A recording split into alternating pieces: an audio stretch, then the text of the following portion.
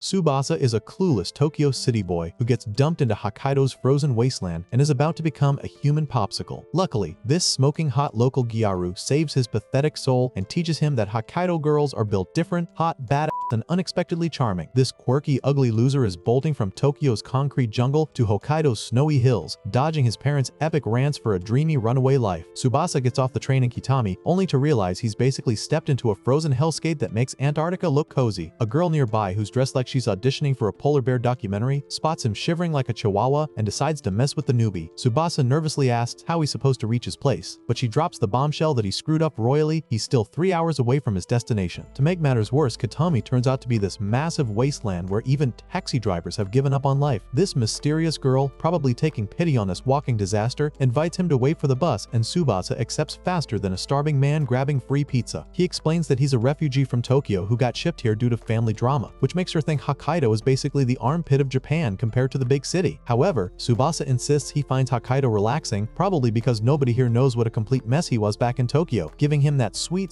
anonymity that every social outcast dreams of. Just when things couldn't get more awkward, she discovers he's 16, exactly her age, and they're heading to the same school like some twisted romantic comedy setup. She suddenly grabs his arm, making him nearly jump out of his skin, but it turns out she's just using him as a human heater because the cold is brutal. He can feel her warmth and starts getting lost in his thoughts like some lovesick puppy, until she pranks him by dumping snow on his head, snapping him back to reality. Looking at her properly for the first time, the smooth operator accidentally blurts out, "So pretty," loud enough for her to hear. She smacks him in embarrassment but ends up blushing harder than a tomato, which is honestly adorable. The bus finally arrives to rescue them from this frozen wasteland, and she has to bounce. Tsubasa asks for her name before she disappears forever, and she tells him she's Minami Fuyuki. As the bus drives away, Tsubasa is left standing there grinning like an idiot until the horrifying realization hits him that he forgot to actually get on the bus himself. The next day rolls around, and he gets introduced to his new class like some kind of zoo exhibit. He's secretly hoping Fuyuki will be there but trying to play it cool, telling himself he's actually into dark-haired serious girls anyway because that's totally his type. But then, like something out of a cheesy romance anime, Fuyuki walks in and casually decides to call him by his first name, which surprises him more than finding out Santa isn't real. Tsubasa starts freezing off because this brilliant strategist didn't think to wear appropriate clothes for the Arctic tundra he now calls home. Fuyuki, seeing him turn into a human popsicle, hands him a blanket that feels like heaven wrapped in fabric. Basically, Fuyuki's warm embrace without the awkwardness. Later, when he returns it, she does something that makes him question his sanity. She sniffs it and says, "It smells like us smooshed together," making him nervous. She then asks for a favor in return, to walk her to the station, and he agrees quickly as a desperate teenager. As they stroll to the station, she casually drops the girlfriend in question like it's no big deal, which shocks him more than getting electrocuted. He admits he's single and reflects on his impressive track record of 0 relationships because he's basically a dating disaster. They chat about date spots, and Tsubasa starts making up fake Tokyo locations, while Fuyuki explains that locals just hibernate at home during winter because stepping outside means instant frostbite. When they reach the station, Tsubasa is about to make his escape, but Fuyuki stops him dead in his tracks and asks if he wants to come over tomorrow, shocking him so hard he probably needs medical attention. He claims she just wants to hear more Tokyo stories, and he agrees because turning down an invitation from a cute girl would be a social game end for him. The next day, he arrives at her place, and Fuyuki casually mentions he's lucky her parents aren't home, making Tsubasa's brain short-circuit faster than a computer virus. She explains it's just so they can use the living room with the big heater, which makes him relax until her foot accidentally touches his. She laughs and teases him about what they'll do now, then goes to grab drinks like nothing happened. However, in a move that would make slapstick comedians jealous, she spills one all over herself. To his absolute shock and probably delight, she goes to change and comes back wearing some random skimpy pajamas she found lying around, claiming it's hot inside now. She puts on a movie, and later, when a particular scene makes Tsubasa more nervous than a turkey in November, he suddenly hears Fuyuki call his name. She's touching his arm, but the plot twist is she's completely knocked out, leaving him in the most awkward situation known to mankind. Eventually, this sleeping beauty finally wakes up from her power nap. Tsubasa tells her he was planning to let her hibernate peacefully, but has to bounce before things get even more awkward. Outside, Fuyuki chases after him like she's in some dramatic movie scene and apologizes for basically using him as a human pillow. This absolute gentleman is only worried about her catching pneumonia in the frozen wasteland and wraps his scarf around her. Seeing this sweet gesture, she invites him out again as an apology, because apparently embarrassing situations are the foundation of their entire relationship. They hit up the mall, where she makes him try the local chicken she's obsessed with, probably because she's determined to convert this Tokyo refugee into a proper local. Then he munches on a rice ball and she notices rice stuck on his cheek, so this bold move queen grabs it and eats it herself, making him more embarrassed than a parent finding their browser history. It's like she's actively trying to give this poor guy a heart attack through secondhand embarrassment. At school, Fuyuki decides to be a ninja and sneaks up to whisper in Tsubasa's ear, nearly making him jump out of his skin. She notices he's been staring staring at a winter festival ad like it holds the secrets of the universe. He admits he wants to go, so she decides to tag along since he's apparently insisting even though he never actually insisted, leaving him wondering if this counts as a date or if he's just overthinking everything like usual. The next day, Tsubasa is waiting around more anxiously than someone expecting exam results. He gets even more nervous when Fuyuki shows up in casual clothes, probably looking like she stepped out of a magazine while he's standing there like a deer in headlights. They chat about how she hasn't been to the festival since she was a kid, and Tsubasa says he's excited like it's Christmas morning. She's being shy but agrees to go, and they head off to the festival. Tsubasa is amazed by everything, which gets Fuyuki all excited too because his enthusiasm is apparently contagious. After exploring around like tourists, Tsubasa buys a corn dog and offers it to Fuyuki, but this girl wants him to feed it to her like newly married couples. He does it, then nervously realizes they've just done an indirect kiss, which sends his brain into overdrive. He tries not to think about it but bites into it anyway, and Fuyuki grins while teasing him and making him more embarrassed than someone who just tripped in front of their crush. Afterward, they share a drink because apparently they're committed to this whole indirect kiss thing now. Tsubasa thanks her for coming, making her blush. She admits she was worried at first, unsure if she'd still enjoy the festival like when she was a kid, and scared he'd be disappointed in her hometown's pathetic excuse for entertainment. But she stands up and says that when she's with him, she's starting to like Hokkaido even more, and she's glad he invaded their frozen wasteland, which is basically the sweetest thing ever. Tsubasa starts blushing like a schoolgirl, but suddenly Fuyuki slips on the ice because of course she does. He catches her in what might be the most cliché romantic moment in history, and they end up face to face, both blushing harder than neon signs. Later, they head back to reality, and Tsubasa asks if she'd like to hang out again because he's apparently addicted to these awkward situations. Fuyuki teases him but blushes while saying she'd love to hit up another festival together, sealing their fate as the most adorable disaster duo ever. The next day at school, Fuyuki asks Tsubasa to eat lunch with her because she's clearly not done torturing this poor guy. Since he loved the festival food, she invites him to try yakubin, feeding him herself like he's some kind of baby bird. He loves the taste, but Fuyuki grins and says this is payback for the corn dog incident, making him blush because apparently everything she does is designed to make him malfunction. Then she spots his bento and finds it ridiculously fancy, so she starts taking pictures. Tsubasa offers her some, and she finds it absolutely mind-blowing. He explains his grandma made it, which probably makes her realize he's not just some random peasant. Later, he thanks her, saying it was his first time eating yakubin and that everything feels like a brand new experience with her. But this makes Fuyuki start wondering if Tsubasa is actually some spoiled rich kid pretending to be normal. He denies it faster than someone accused of eating the last slice of pizza, but she remains skeptical and says she wants to escort him home to investigate for herself. On the way, Tsubasa grows more nervous than someone about to meet their girlfriend's parents, worried about his grandma's reaction to this whole situation. Then Fuyuki spots a snow fort and jumps inside like an excited kid, forcing Tsubasa to crawl in as well because apparently personal space is a foreign concept. They joke about how cramped it is, but someone hears them from outside, probably thinking they're up to something way more scandalous than hiding in a snow fort. Tsubasa quickly exits only to see his grandma, Kaede Hanamai, standing there looking more shocked than someone who just witnessed a magic trick. Things get infinitely worse when Fuyuki hugs him and jokes that he was too quick to pull out, making the misunderstanding even worse. Tsubasa tries to explain the situation like his life depends on it, but then Fuyuki realizes she's facing his grandma and switches into full charm mode. She introduces herself and compliments Kaede's cooking like she's applying for a job. When Kaede asks what their relationship is, Fuyuki starts to say friends, but Tsubasa quickly jumps in with classmates like he's trying to defuse a bomb. Kaede hides her reaction and says she has to leave with Tsubasa, opening an umbrella like she's making a dramatic exit. Tsubasa thinks to himself how Kaede absolutely hates public displays of romance and fears he might never be allowed to speak to Fuyuki again, which would basically end his social life before it even started. But Fuyuki stops them like she's preventing a tragedy and warns Kaede not to use the umbrella because apparently she's concerned about everyone's safety. She explains that her own grandma got injured slipping because her hands weren't free to catch herself, and adds that it's safer to keep your hands available for emergencies. Tsubasa takes the bag from Kaede but notices Fuyuki is upset, probably because he basically demoted her from friend to random classmate in front of his family. He quickly explains that he only said that because he was very nervous and that he sees her as a very important friend, which is basically his way of saying she means everything to him without actually saying it. This makes her blush and smile like she just won the lottery, though she teases him right after because that's apparently her default setting when dealing with his emotional breakdowns. When they arrive at Tsubasa's home, Fuyuki is absolutely floored. It's basically a mansion that makes her own place look like a cardboard box. She says she'll head home before she accidentally breaks something expensive, but Kaede invites her in for tea, which she accepts faster than free Wi-Fi. Kaede thinks she's going soft but admits Fuyuki is actually a lovely girl, watching her excitedly take pictures of everything like she's documenting a museum. Seeing Tsubasa smile like he just won the lottery, Kaede realizes she hasn't seen him this genuinely happy in ages and decides to trust this walking disaster with his first real friendship. Later, the students head out for ski lessons, which is basically a recipe for disaster when you're dealing with a bunch of teenagers and gravity. Fuyuki teases Tsubasa about his upcoming inevitable faceplant, but then notices the girl sitting next to him, Akino Sayuri. Fuyuki tries talking to her but gets completely ignored ignored, like she's invisible or something. She tells Tsubasa that she really wants to be friends with Akino since she's a Gyaru, though she's always colder than the weather outside and more distant than a satellite. Tsubasa notices Akino has exactly the features he's into and starts blushing like a middle schooler, but Fuyuki catches this reaction and returns to her seat more quietly than a ninja having an existential crisis. At the slopes, since Tsubasa has about as much skiing experience as a penguin has flying experience, the teacher pairs him with Akino, who also seems about as familiar with skiing as a fish is with mountain climbing. Tsubasa tries to break the ice with some conversation, but she ignores him and pops in her earbuds like she's building a sound barrier. Then she walks off confidently in her snowblades like she actually knows what she's doing, so Tsubasa tries to follow but slips faster than someone on a banana peel because of course he does. She gets annoyed, but then Fuyuki arrives skiing like some kind of winter sports goddess, impressing Tsubasa. As Fuyuki gets called over by the instructor, Akino suddenly decides to speak, which is more shocking than finding out your favorite show got cancelled. She asks Tsubasa if he's dating Fuyuki, and he's so shocked he probably needs medical attention. He denies it quickly and says they're just friends. Akino scoffs and says Fuyuki's perfect, an extroverted Gyaru with everything Akino doesn't have, basically describing her like she's some kind of mythical creature. Later, when it's lunchtime, Tsubasa and Akino find themselves completely alone. The teacher forgot about them like they're background characters in their own story. Not wanting to bother Akino, who's clearly not in a social mood, Tsubasa decides to eat elsewhere but realizes he left his chopsticks on the bus. As he returns to grab them, he accidentally sees Akino wiping herself off, creating a moment more awkward than accidentally calling your teacher mom. Both of them are shocked enough to need therapy, and he apologizes while turning to leave, but Akino stops him because apparently the universe loves creating uncomfortable situations. They sit and eat together on what might be the most awkward lunch date in history. Akino explains that she sweats more than someone in a sauna and avoids sports because of it, which is why she's basically become a hermit. She eventually fell behind her classmates and lost confidence. Now, she hides from everyone like she's in witness protection, but she's trying to improve her situation. She says she's telling him this because he's the new kid. He doesn't know her tragic backstory, and he seems uptight enough not to spread rumors. Suddenly, her backpack starts beeping like a smoke detector, and Akino gets embarrassed. She hesitates, but Tsubasa encourages her like a supportive friend. She pulls out a game console, probably her most prized possession. They start playing, and she explains the mechanics like she's teaching rocket science. She leans close to teach him, pressing against him and making him incredibly nervous. Seeing his expression, she pulls back and assumes he got bored, because apparently self-doubt is her default setting. She admits she puts massive effort into her looks to make friends, but actually loves games more than anything else. When people avoid her, she hides in gaming like it's her secret fortress. She calls herself pathetic, which is honestly heartbreaking. But Tsubasa tells her she's absolutely not pathetic, like he's trying to convince her she's actually awesome. He says it's incredible that she's trying so hard, that he genuinely likes her personality and her looks, and he thinks it's amazing that she's basically a gaming prodigy. He asked her to teach him more, probably because he's finally found someone who gets the whole being awkward thing. Akino blushes and agrees to teach him, probably because nobody's ever called her gaming skills amazing before. They continue playing for a bit, but then it's time to return to the slopes of doom. Akino's nervous again, but Tsubasa tells her to try skiing like it's just another game, which is actually brilliant advice. Together, they head uphill like two adventurers on a quest. From a distance, Fuyuki watches them, quietly noticing how close they've become, probably feeling like a third wheel in her own friendship. Meanwhile, Akino asks Tsubasa why he even wants to go skiing, and he reveals that thanks to Fuyuki, he's been challenging himself to try new things like some kind of personal development program. He recalls everything Fuyuki has done with him, how she encouraged him and brought more new experiences into his life than a travel agency. Hearing this love letter to Fuyuki, Akino smiles and admits that Fuyuki's actually alright. She says Fuyuki sometimes talks to her, and she always wondered why, since she's basically a professional loner who never knew how to respond to human interaction. They finally reach the top of the hill, and Tsubasa asks Akino for a favor that's basically emotional blackmail. If he can make it down without falling, she should respond to Fuyuki and accept her friendship. Akino admires his bravery but teases that this is clearly all for Fuyuki, because apparently she can read him like a book. Tsubasa shyly adds that he'd also like to become better friends with Akino too, making her blush and probably melting her cold heart. She accepts the deal. They start skiing down like they're in an action movie. Tsubasa actually makes it to the bottom without falling, which is more miraculous than finding a parking spot at the mall, but Akino doesn't know how to stop and is basically a runaway train. Fuyuki sees this disaster unfolding, skis over like a superhero, and teaches her how to fall safely, helping her stop before she becomes a human snowball. Their teacher, however, looks more furious than a parent finding out their kid broke something expensive. Tsubasa rushes to apologize for both of them like he's their legal representative. Meanwhile, Akino thanks Fuyuki and apologizes for being colder until now, which makes Fuyuki happier. Later, while heading back, their classmates spot Akino and Tsubasa resting on each other like they're in some romantic drama. The day after skiing, Tsubasa's body is sore than someone who just ran a marathon, but he still has to drag himself to school like the dedicated student he is. A blizzard is raging outside that looks like the apocalypse, but Kaede tells him that true Hokkaido citizens endure weather that would make polar bears complain. Tsubasa decides to brave it anyway, but it's way too much for this Tokyo refugee. He stumbles around like a drunk penguin, and as a car approaches, he falls back, thinking he's seeing Fuyuki flash before his eyes like some kind of near-death experience. But she's actually there, scolding him for walking out in a blizzard and telling him to hop in before he becomes a human popsicle. Inside the car, Tsubasa meets Fuyuki's mom, Mai, another Gyaru, which shocks him more than finding out Santa isn't real because apparently good looks run in the family. She jokingly asks if Tsubasa has a girlfriend, making him panic harder than someone caught cheating on a test. He quickly says no, which prompts Mai to tease him about Fuyuki like she's playing matchmaker. Seeing that, Fuyuki gets embarrassed and snaps at her mom, who quickly apologizes. They chat about the blizzard, and Tsubasa says he thought locals could endure the weather, but they both laugh and say that's absolutely impossible. This leaves him confused, wondering what Kaede meant earlier about true Hokkaido citizens. As they discuss winter clothes, Tsubasa accidentally blurts out, "You're both beautiful," making them both blush harder than tomatoes and probably making the car temperature rise a few degrees. They laugh it off afterward because apparently embarrassing moments are just Tuesday for this group. Mai drops them off, and as they get out, she tells Fuyuki, "Nice play back there," referring to the rescue mission. Fuyuki blushes and mumbles an embarrassed "thank you" like she just got caught doing something sneaky, which honestly makes the whole situation even more suspicious. Inside the school, they run into Akino again, and Fuyuki hugs her, forgetting they're both sorer than someone who just finished a marathon. Akino winces like she just got tackled, and she starts talking to Tsubasa, who sympathizes because shared pain apparently creates instant bonds. Fuyuki sees them getting all buddy-buddy and pulls them apart like a jealous referee, complaining they shouldn't act friendly without her supervision, because apparently she's the friendship police now. Later during class, Fuyuki notices Tsubasa is finally dressed appropriately for the frozen wasteland they live in, and shows him her warmers hidden under her shirt like she's revealing state secrets. She lends him a pair because she's basically his personal winter survival guide at this point. Just then, Akino walks in with her game console, and Tsubasa's attention shifts to her faster than someone spotting free food. He asks Fuyuki if she wants to join the gaming session, and Fuyuki asks Akino, who agrees to their surprise. After school, they hit up the mall together like some kind of awkward trio. Fuyuki teaches the game to Tsubasa and completely destroys him, which makes the girls happy because apparently watching him lose is peak entertainment. Tsubasa then heads to the bathroom, probably to recover from his gaming defeat. While he's gone, Fuyuki suggests Akino go buy some cosmetics like she's planning a makeover montage. She also starts calling her Sayuri-san as a nickname, which surprises Akino, but she accepts it because apparently she's never had a nickname before. Akino tells Fuyuki, "You're a nice Gyaru," making Fuyuki blush like she just received the highest compliment possible. Tsubasa returns from his bathroom break, and the three of them go cosmetic shopping together, then take pictures before heading home. Later at home, Tsubasa is studying but completely unsure if English homework is actually due tomorrow, because academic anxiety never sleeps. He texts Fuyuki while staring at their picture saved on his phone. She replies that she's in the shower, then sends a picture of her legs, probably expecting him to freak out like a typical teenage boy. But this absolute gentleman calmly apologizes for disturbing her, which is either incredibly respectful or completely oblivious. Disappointed by his underwhelming reaction, she sends him a selfie that completely shocks him more than getting struck by lightning. But instead of losing his mind, he compliments her skincare routine like he's a beauty expert, which is probably not the reaction she was going for. Still not satisfied with his responses, she decides to escalate and calls him, making Tsubasa panic because it's a video call and he's clearly not prepared for this level of technology. Though his camera's off, he covers the view just in case, because paranoia is apparently his middle name. They chat about bathing like it's totally normal conversation, and Tsubasa mentions he's doing homework since they have to present it tomorrow. Fuyuki suddenly freaks out she hasn't even started hers because procrastination is her specialty. She jumps up in panic, but her phone falls like it's in slow motion. Tsubasa dives to catch it, and her camera ends up capturing her entire body by complete accident, creating the most awkward moment, but for him, not for you. They both manage to grab their phones in time like they're defusing bombs, but Fuyuki asks if he saw anything, probably dying of embarrassment. Tsubasa, confused as usual, says no because he's either the most innocent person alive or has the worst timing ever. Embarrassed beyond repair, she quickly ends the call. The next day, she doesn't finish her presentation in time, probably because she spent the whole night dying of embarrassment instead of doing homework. At karaoke, Tsubasa and his classmates listen to Fuyuki sing one of her favorite songs like she's performing at a concert. Afterward, they all go out to eat because apparently karaoke makes everyone hungry. Fuyuki mentions that Valentine's Day is approaching and starts talking about chocolates. Tsubasa wonders to himself whether Fuyuki will give someone special chocolate and strangely feels relieved when he learns she's planning to make some for everyone, probably because the thought of her giving romantic chocolate to someone else made his heart do weird things. Meanwhile, Akino quietly stares at Tsubasa like she's trying to decode a secret message. When someone asks her if she likes making chocolates, she shrugs it off, saying she'd rather save the money for her hobbies because apparently gaming equipment is more important than romance. Later, everyone leaves except Akino and Fuyuki, who accidentally say Tsubasa's name at exactly the same time like they're synchronized. Fuyuki then asks if they had fun, and both of them say yes, though Akino quickly adds she didn't mean to say anything because apparently admitting you had fun is embarrassing now. As they walk back, Akino secretly looks up a website titled How to Conquer a Guy's Heart with Chocolate, but quickly hides it before anyone sees, like she's browsing something illegal instead of just researching romance advice. The next day, while playing games, Akino tells herself to forget about Valentine's chocolate and focus on her game instead, because apparently she thinks she can suppress romantic feelings through gaming, which is honestly relatable. Later, she heads to the mall to buy chocolate ingredients but unexpectedly runs into Fuyuki, who's also there on the same mission. Akino nervously claims she just came to buy cosmetics and awkwardly asks Fuyuki to help her pick some, which is probably the worst cover story ever created. After shopping, Fuyuki casually asks what kind of chocolate she likes, and Akino hesitates before answering, "Garnished chocolate!" Fuyuki smiles and walks off to gather her ingredients like she's on a shopping mission, but Akino stops her and asks if they can shop together, excusing it by saying she wants to make chocolate for Fuyuki. Fuyuki is more touched than someone receiving a handwritten letter and happily agrees, probably because friendship chocolates are the sweetest kind of chocolates. Later, on their way home, Akino suddenly drops the nuclear question, "Isn't Fuyuki want to give Tsubasa a special chocolate?" Akino quickly tries to backpedal by claiming they are friends, so nothing wrong in giving Tsubasa a chocolate. Basically, she's trying to defuse the romantic bomb she just detonated. Fuyuki replies with enthusiasm that she is truly a friend of Tsubasa, then asks Akino what she will do because she also gets along with Tsubasa too. Akino brushes it off saying they just play games together, then quickly apologizes like she accidentally insulted someone's mother. They part ways, but Fuyuki is left wondering what the actual truth is behind all this chocolate-fueled confusion, probably feeling like she's missing some crucial piece of the puzzle. Days later, it's February 13th, which is basically the eve of romantic chaos. Tsubasa studies nervously, trying not to think about tomorrow like someone avoiding spoilers for One Piece new episode. Meanwhile, Akino is making her chocolates at home while Fuyuki guides her over the phone. After Akino finishes her chocolate masterpiece, we see Fuyuki has made enough sweets to feed a small army. She asks Akino whom she was thinking of when she made hers, which is basically asking someone to confess their crush. Flustered beyond repair, Akino replies she is making for Fuyuki because she is helping her. Fuyuki is happy but can't resist teasing by saying she knows for whom Akino made this special chocolate. And then she drops her own bombshell that she really likes Tsubasa, which is probably the most honest thing anyone said in this entire story. But just then, because the universe has terrible timing, she accidentally bumps into a milk carton, which starts a domino effect that knocks over soy sauce and condiments, completely destroying all her homemade sweets like some kind of kitchen apocalypse. Even though Fuyuki is super shocked, she quietly tells Akino she's fine and abruptly ends the call to clean up the disaster zone.